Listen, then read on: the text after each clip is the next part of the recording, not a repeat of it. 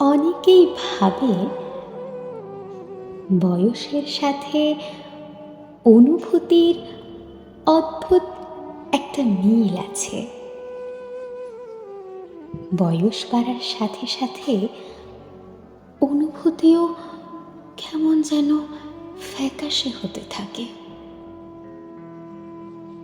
তবে সত্যিকার অর্থে অনুভূতি যদি তার মূল্য না পায়, তবেই তার রূপ পরিবর্তন হতে থাকে।